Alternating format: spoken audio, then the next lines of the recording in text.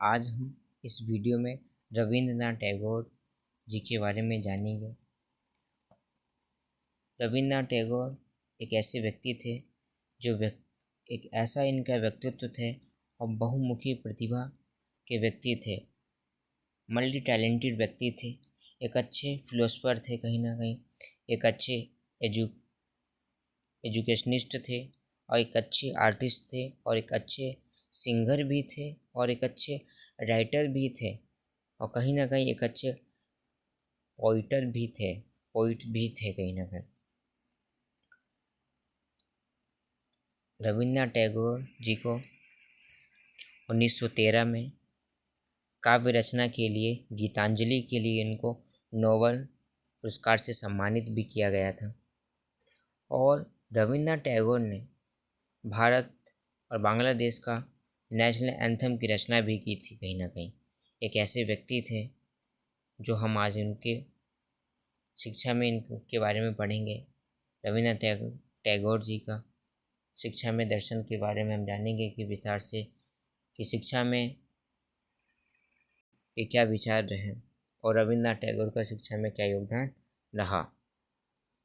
तो यहाँ पे कुछ लाइंस दे रखी है, उसको पढ़ने से पहले जैसे इसमें रविंद्रनाथ टैगोर जी की बात करें, 6 मई 1861 को उनका जन्म हुआ और 7 अगस्त 1947 को इनका देहांत की बात की मृत्यु हो जाती है। इनका परिचय जैसे टैगोर का जीवन का कार्य की बात करें, इनकी फिलॉसफी है, इस पंक्ति से माध्यम से मैंने उनसे कभी नहीं कहा ऐसा मत करो या ऐसा मत करो। मैंने उन्हें कभी भी पेड़ पर चढ़ने या जहाँ उन्होंने पसंद किया वहाँ जाने से नहीं रोका। मैं इन बच्चों की आज़ादी के माहौल में खुश रहना चाहता हूँ। तो इन पंक्तियों के माध्यम से हम उनकी फ़िलॉसफी का अंदाज़ा लगा सकते हैं कि किस तरीके के वो व्यक्ति कहीं ना कहीं थे। एक ऐसा व्यक्ति, पूरे क्या ही बात करें, एक ऐसा व्यक्ति था, उसको पढ़ना चाहिए सभी। इनकी जन्म की बात करें,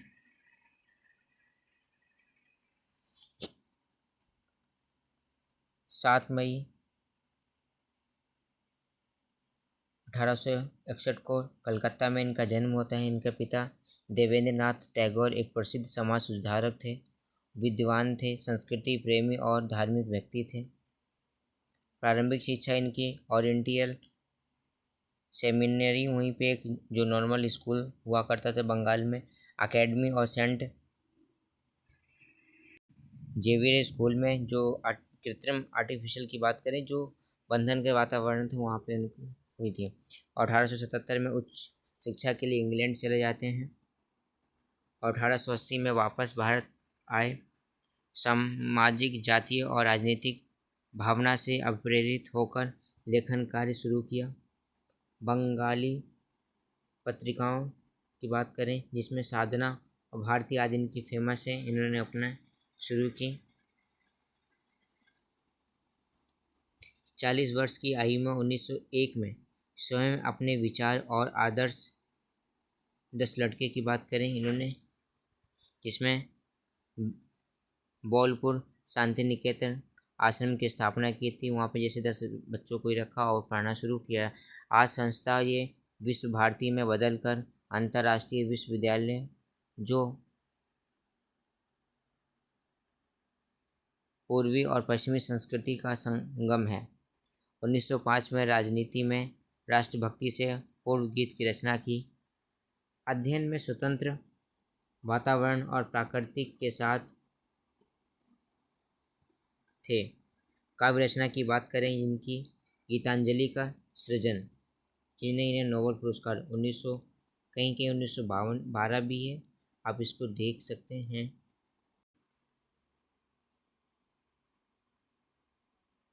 1912 में नहीं, 1913 में, इसको सही कर लेंगे, ये 3 है, ठीक।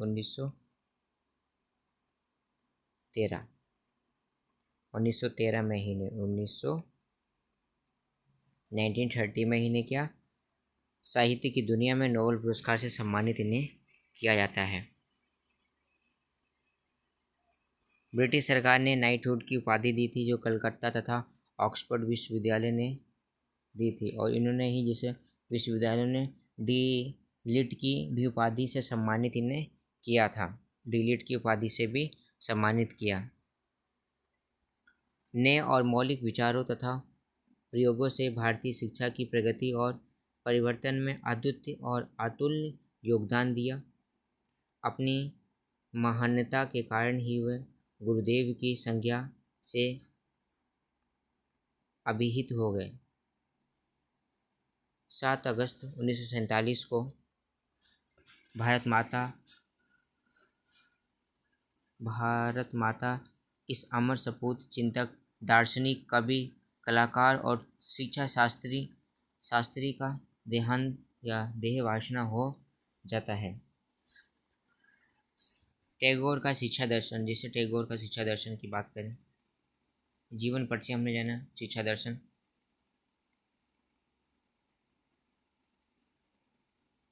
टैगोर का शिक्षा दर्शन, जिसमें मानववाद, मानवतावाद, प्राकृतिकवाद, आदर्शवाद, यथार्थवाद, अंतर्राष्ट्रीय तथा राष्ट्रवाद का सम्मिश्रण हमें देखने को मिलता है। जो मानवता में पूर्ण विश्वास हम जीवन लक्ष्य को प्राप्त कर सकें। प्रत्येक व्यक्ति अद्वितीय है, प्राकृतिक स्वभाव और सभ्य के अनुसार आकर देने की पर्याप्त स्वतंत्रता दी है। निर्माता अपनी सभी रचनाओं में व्याप्त है। अंग्रेजी का बहिष्कार करना, राष्ट्रभाषा और मातृभाषा का सर्वाधिक महत्व, बाल केंद्रित रटने की आदत का अंत होना, प्राकृतिक विचारधारा का महत्व पर जोर दी थी। आजकल जितने भी देख सकते शांति निकेतन वगैरह स्कूल हैं, जो कि आते गांधी इनके रविन्द्रनाथ टैगोर द्वारा ही दिए गए हैं। पर्यावरण कैसे जोड़ने की बात की है। बालक में अभिनय, संगीत तथा चित्रकला जैसी योग्यताओं का विकास करना, सार्वभौमिक भाईचारा का संदेश देना, शिक्षा प्रणाली में परीक्षा के लिए कोई जगह नहीं है,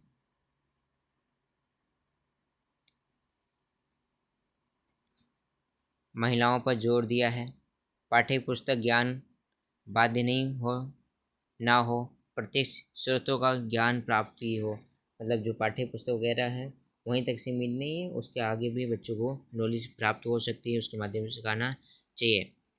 टैगोर के शिक्षा दर्शन के आधारभूत सिद्धांत क्या हैं। मातृभाषा में शिक्षा होनी चाहिए, इनके सिद्धांत है। अंग्रेजी के लिए कोई जगह नहीं होनी चाहिए, बच्चों के लिए स्वतंत्रता बहुत ज़रूरी है। प्राकृतिक में शिक्षा, प्रकृति और मनुष्य के साथ सक्रिय संचार की बात की है।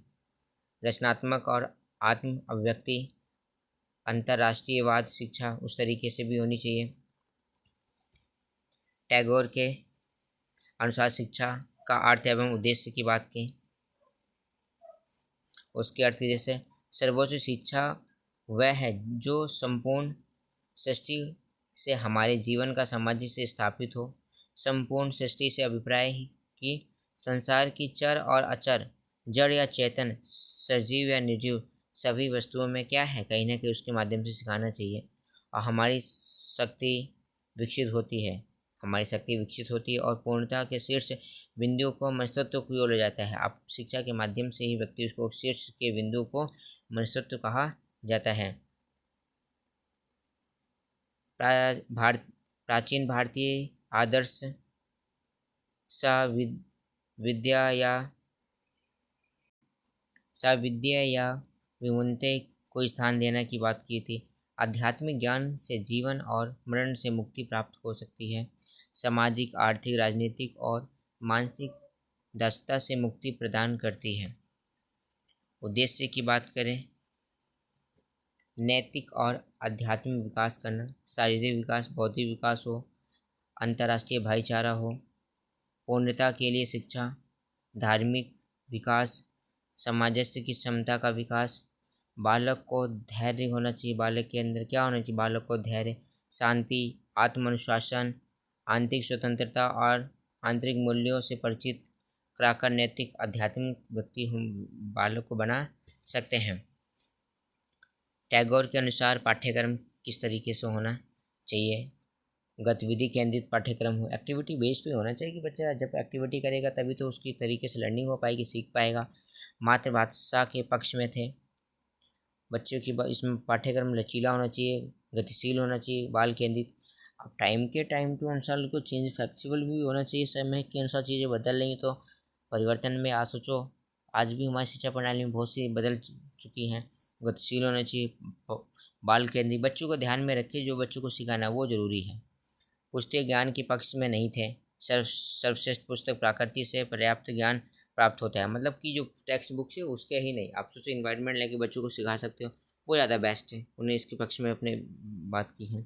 इसमें विषय की बात करें कौन कौन सी, जैसे विश्व इतिहास हो, भारत की संस्कृति, प्राकृतिक अध्ययन, साहित्य, भूगोल, विज्ञान, क्रियाएँ की बात की, जो जो एक्टिविटी है, जैसे संगीत होनी चाहिए, ललित कलाएँ, पेंटिंग, ड्राइंग, डांस, नृत्य, नाटक, भ्रमण, जैसे आप बच्चे पिकनिक को लेकर टूर वगैरह पे, और क्षेत्रीय अध्ययन, जो विजिट स्टडी वगैरह वहाँ जैसे करानी चाहिए। कला, भौतिक रचना, अजय बहार के लिए विभिन्न वस्तुओं से संग्रह करने, शिल्प जैसी पुस्तक, बंधन या बढ़ई करी, बुनाई, सेवा, बागवानी जैसी क्रियाएं बच्चों को करानी चाहिए। और इसके अतिरिक्त में क्रियाएं खेल कूद, समाज सेवा, छात्र अनुशासन, इस तरीके से होनी चाहिए पाठ्यक्रम के लिए। पाठ्यक्रम विषय प्रधान ना होकर क्रिया प्रधान होना चाहिए। क्रियाओं को एक्टिविटी का विशेष महत्व होना चाहिए इस तरीके से। और टैगोर और शिक्षण विधि की बात करें, ह्यूमनिस्टिक विधि होनी चाहिए, बच्चे करके सीखें। प्रश्न उत्तर विधि और वाद विवाद विधि, गतिविधि पर और चर्चा विधि, गतिविधि भी होनी चाहिए। अध्ययन यात्रा, मतलब बच्चे के फील्ड विजिट वगैरह करा दो, ट्रिप वगैरह।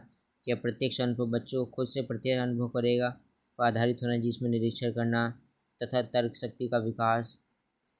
अधिगम को आनंद के साथ जोड़ा जाना चाहिए। प्राकृतिक परिवेश में शिक्षा, स्वास्थ्य और प्रयोग विधि का प्रयोग करने, स्वास्थ्य और प्रयोग विधि का प्रयोग करना चाहिए। टैगोर के अनुसार शिक्षक किस प्रकार से होने चाहिए? टीचर जो उच्च स्थान रखा जाता है, टीचर का क्या उच्च स्थान रखा जाता है, सभी मूल्यों और आदर्शों का अवतार माना जाता है टीचर को। एक मित्र होना चाहिए, दार्शनिक और मार्गदर्शक होना चाहिए। शिक्षक वास्तव में कभी ये नहीं सिखाता है जब वह खुद को नहीं सीख रहा हो। एक दीपक दूसरे दीपक को जला नहीं सकता है, मतलब इसमें की बात की है कि वास्तव में अगर कोई एक शिक्षक जब एक टीचर है खुद अपने आप को नहीं सीख रहा है, तो वो जब तक उस व्यक्ति को नहीं सिखा सकता। जैसे एक दीपक है, जब तक स्वयं नहीं जलेगा, जब तक हम दूसरे दीपक को नहीं जला सकते।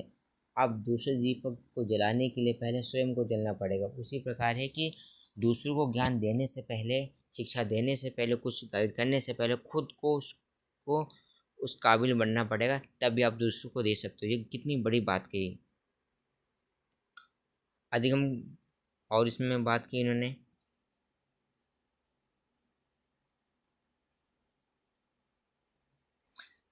सहानुभूति और प्रेम से व्यवहार करना। कठोर शिक्षक जैसे जेल वार्ड जैसे ड्रिल वगैरह, ड्रिल संजेट शक्ति का भोग कर रहे हैं। अनुभव नर्म शालीन व्यवहार होना चाहिए। टैगोर और बालक, टैगोर के अनुसार बालक किस तरीके से होना चाहिए? देवी प्रकाश माना गया है। एक बालक क्या है? देवी प्रकाश। और व्यवहार में विनम्रता, स्वच्छ एवं व्यवस्थित आचरण, आज्ञा एवं नियमों का पालन करना चाहिए। इस तरीके से एक स्टूडेंट को होना चाहिए। निंदनीय एवं दोषपूर्ण बातों से दूर रहना चाहिए। सौंदर्य के प्रति लगाव की बात की। स्वतंत्रता, चिंतन, अभिलाषा, इस तरीके से बच्चे की प्रवृत्ति वगैरह होनी चाहिए।